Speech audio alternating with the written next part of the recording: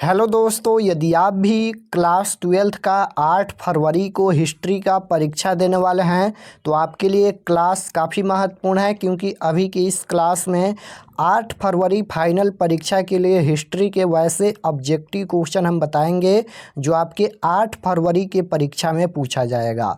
तो आप लोग से रिक्वेस्ट है कि आप लोग इस क्लास को पूरा वॉच कीजिएगा और सभी क्वेश्चन को याद कर लीजिएगा।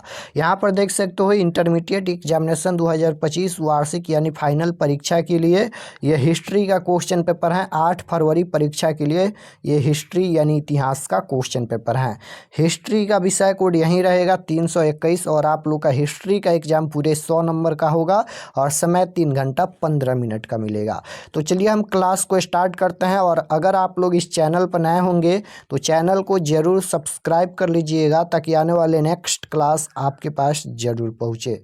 तो आइए पहला नंबर क्वेश्चन देखते हैं। पहला नंबर क्वेश्चन पूछा गया है, रखाल दास बनर्जी को मोहनजोदड़ो के अवशेष किस वर्ष मिले। बताना है इसका आंसर क्या होगा। रखाल दास बनर्जी को मोहनजोदड़ो के अवशेष किस वर्ष मिले, तो बिल्कुल आपको याद रखना है 1922 ईस्वी में मिले। ऑप्शन नंबर सी बिल्कुल राइट आंसर होगा। क्वेश्चन नंबर 2 पूछा गया है कि सिंधु घाटी सभ्यता में विशाल स्नागर के अवशेष कहाँ से प्राप्त हुए, तो मोहनजोदड़ो से प्राप्त हुए। ऑप्शन नंबर बी बिल्कुल राइट आंसर होगा।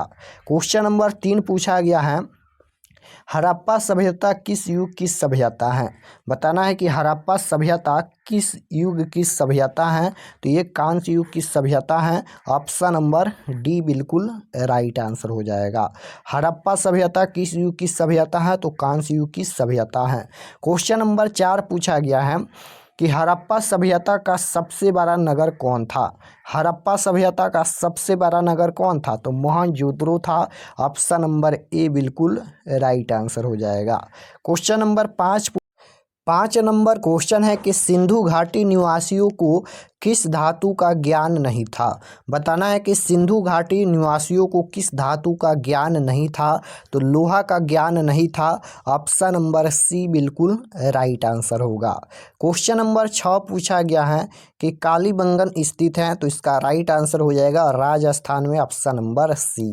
क्वेश्चन नंबर 7 पूछा गया है कि हड़प्पा किस नदी के किनारे स्थित है।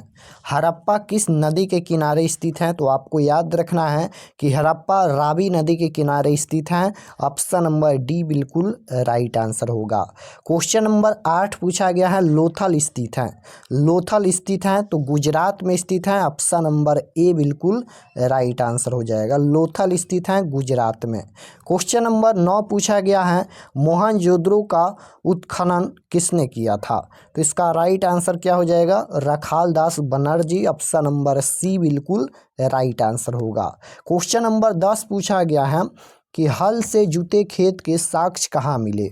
हल से जुते खेत के साक्ष्य कहाँ मिले, तो आपको याद रखना है कालीबंगा। ऑप्शन नंबर ए बिल्कुल राइट आंसर होगा।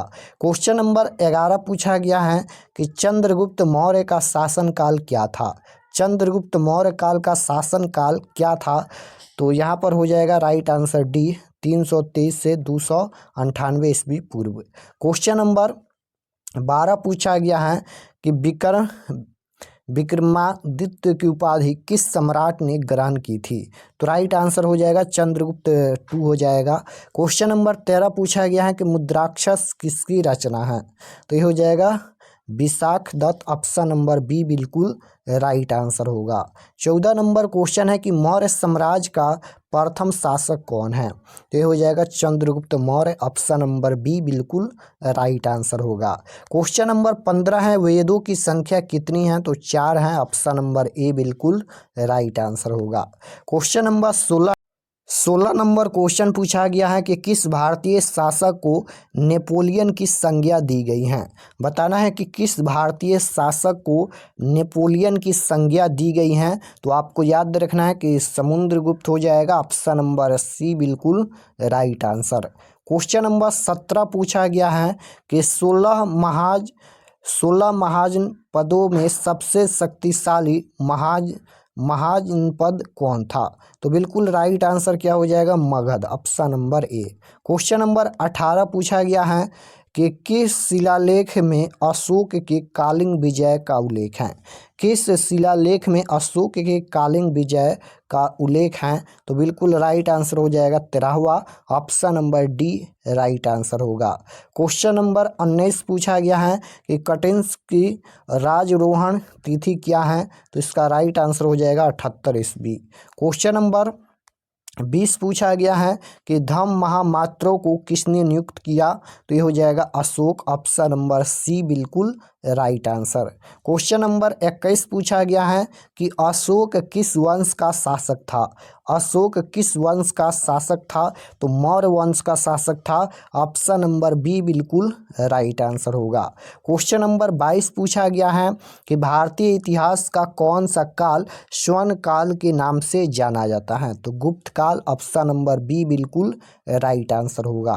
क्वेश्चन नंबर 23 पूछा गया है प्रयाग पर्व की रचना किसने की थी। तो बिल्कुल राइट आंसर हो जाएगा Harisena, option number C. Question number 24 पूछा गया है कि मौर्यकालीन टकसौल का प्रधान कौन था। मौर्यकालीन टकसौल का प्रधान कौन था। तो इसका राइट आंसर हो जाएगा लक्षणाध्यक्ष, option number D.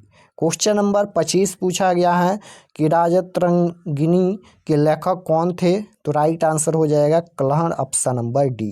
Question number 26 पूछा गया है कि प्रसिद्ध ग्रंथ इंडिका की रचना किसने की थी। प्रसिद्ध ग्रंथ इंडिका की रचना किसने की थी।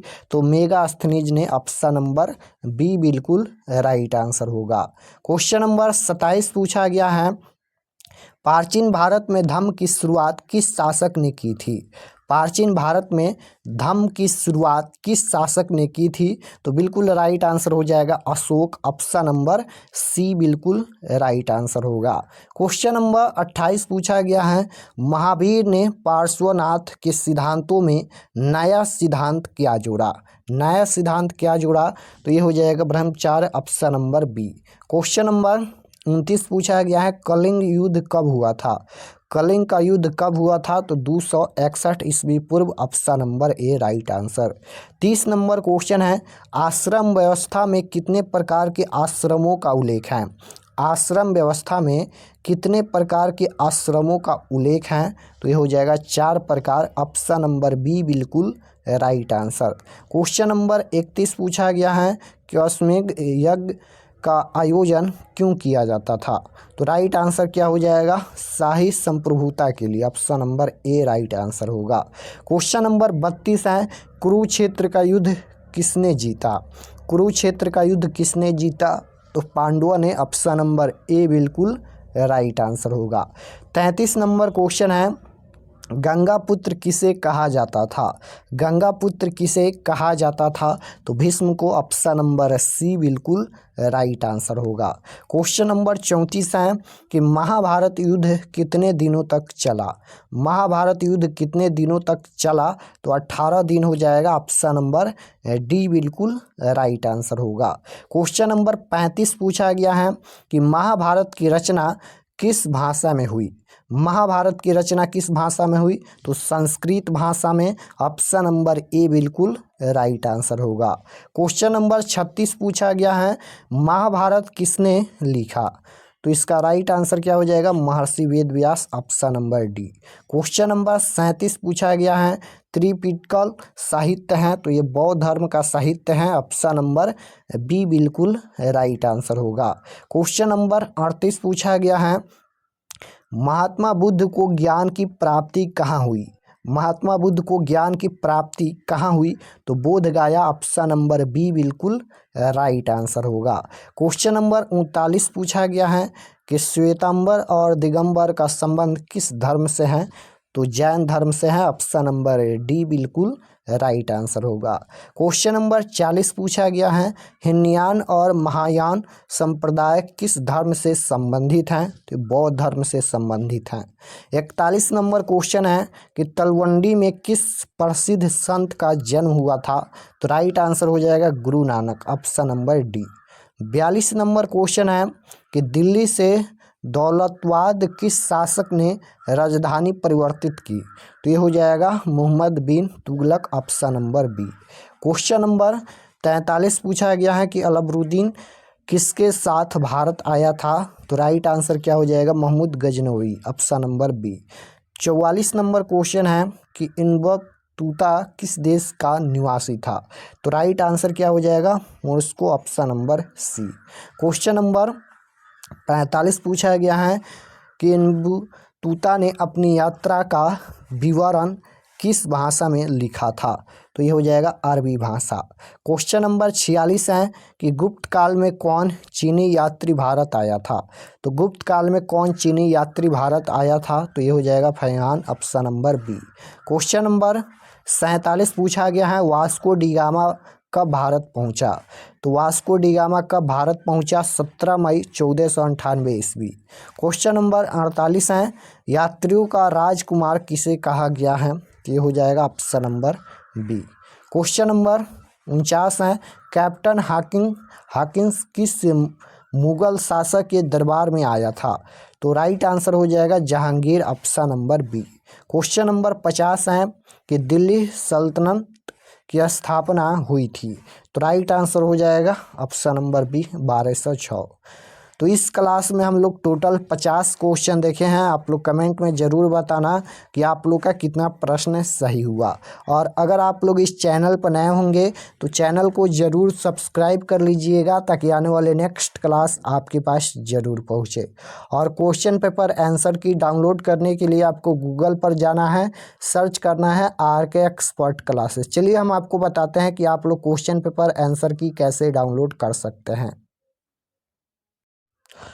तो क्वेश्चन पेपर और आंसर की डाउनलोड करने के लिए गूगल पर चले आना है और आपको सर्च करना है RK एक्सपर्ट क्लासेस। यहाँ पर देख सकते हो इसी चैनल का नाम आपको गूगल में सर्च करना है RK एक्सपर्ट क्लासेस।